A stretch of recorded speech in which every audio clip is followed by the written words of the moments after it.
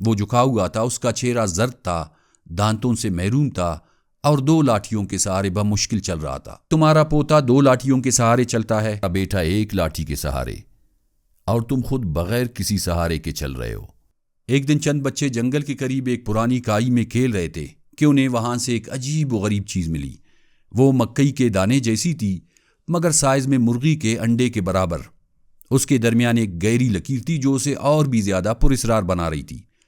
اتفاق سے ایک مسافر وہاں سے گزر رہا تھا۔ بچوں کے ہاتھ میں وہ چیز دیکھ کر اس کی آنکھیں حیرت سے پھیل گئی۔ اس نے تجسس کے مارے وہ چیز بچوں سے ایک آنے میں خرید لی اور وہ اسے بادشاہ کے دربار میں لے گیا، جہاں اس نایاب چیز نے سب کو حیران کر دیا۔ بادشاہ نے دانشمندوں اور اہل علم کو حکم دیا کہ وہ تحقیق کرے کہ یہ چیز کیا ہے اور کہاں سے آئی ہے۔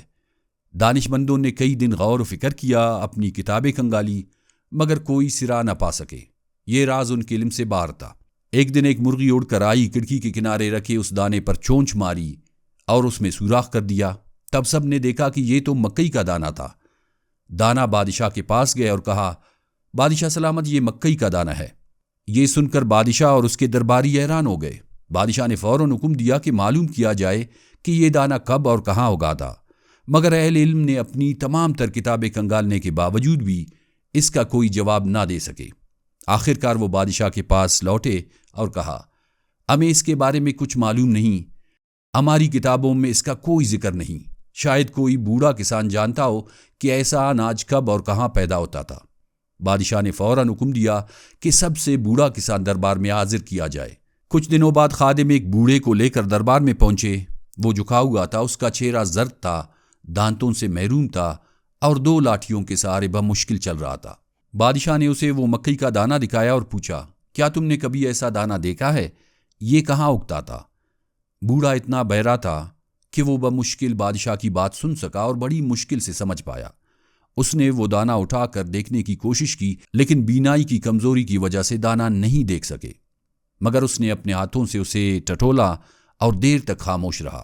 پھر اس نے مدھم آواز میں کہا، نہیں، میں نے ایسا غلہ نہ اگایا، نہ کاٹا، نہ ہی خریدا، لیکن میرے والد سے اگر پوچھا جائے تو شاید وہ اس بارے میں کچھ جانتے ہو۔ چنانچہ بادشاہ نے حکم دیا کہ اس کسان کے والد کو لایا جائے۔ کچھ دیر بعد ایک اور بوڑھا کسان دربار میں حاضر ہوا۔ کیا تمہیں یاد ہے کہ ایسا غلہ کہاں اگتا تھا؟ کیا تم نے کبھی ایسا غلہ خریدا یا اپنی زمین میں بویا؟ بادشاہ نے پوچھا۔ اگرچہ وہ بوڑھا بھی کم سننے والا تھا، مگر وہ اپنے بیٹے سے بہتر سن سکتا تھا۔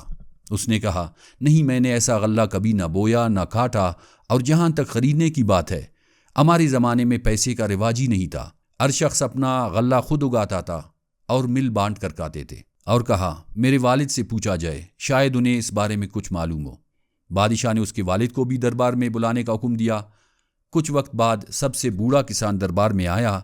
حیرت کی بات یہ تھی کہ وہ بغیر کسی سہارے کے چل رہا تھا۔ اس کی آنکھیں روشن تھی، اس کے دانت مضبوط تھے اور اس کی آواز صاف تھی۔ بادشاہ نے اسے وہ دانہ دکھایا۔ بوڑھے نے اسے ہاتھ میں لیا، غور سے دیکھا، پھر مسکرا کر کہا، ہاں، یہ وہی مکئی ہے جو ہمارے وقت میں اگتی تھی۔ ہم یہی غلہ بوتے، کاٹتے اور کھاتے تھے۔ بادشاہ نے حیرانی سے پوچھا، تمہارا کھیت کہاں تھا؟ کیا تم نے اسے کہیں سے خریدا تھا؟ بوڑھے نے کہا، میرے زمانے میں زمین سب کی تھی، ہم جہاں ہل چلاتے وہی ہمارا کھیت ہوتا تھا۔ ہم نہ غلہ خریدتے تھے نہ بیچتے تھے۔ ہر شخص اپنی محنت کا اناج اگاتا تھا، اور اگر کسی کو ضرورت ہوتی تو ہم اسے بانٹ دیتے تھے۔ بادشاہ نے بوڑھے سے 2 سوال پوچھے۔ پہلا یہ کہ زمین اس وقت اتنا عمدہ اناج کیسے پیدا کرتی تھی، اور آج ایسا کیوں نہیں ہوتا؟ دوسرا یہ کہ تمہارا پوتا 2 لاٹھیوں کے سہارے چلتا ہے، تمہارا بیٹا 1 لاٹھی کے سہارے، اور تم خود بغیر کسی سہارے کے چل رہے ہو۔ تمہاری آنکھیں روشن ہے، دانت مضبوط ہے اور آواز طاقتور ہے۔ یہ کیسے ممکن ہے؟ بوڑھے نے گہری سانس لی اور جواب دیتے ہوئے کہا کہ آج لوگ اپنی محنت سے جینا چھوڑ چکے ہیں، جبکہ ہمارے دور میں لوگ محنت کرتے تھے۔ پرانے زمانے میں ہم قدرت کے قانون کے مطابق زندگی گزارتے تھے۔ ہم صرف وہی رکھتے تھے جو ہماری محنت کا صلہ تھا، دوسروں کی پیداوار پر انحصار نہیں کرتے تھے۔ ہم میں ایمانداری تھی، مگر آج کے لوگ دوسروں کے مال پر جیتے ہیں۔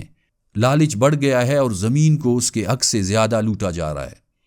اس لیے نہ زمین پہلے جیسا غلہ دے رہی ہے، نہ ہی انسان پہلے جیسے طاقتور اور صحت مند ہے۔ یہ سن کر بادشاہ گہری سوچ میں پڑ گیا۔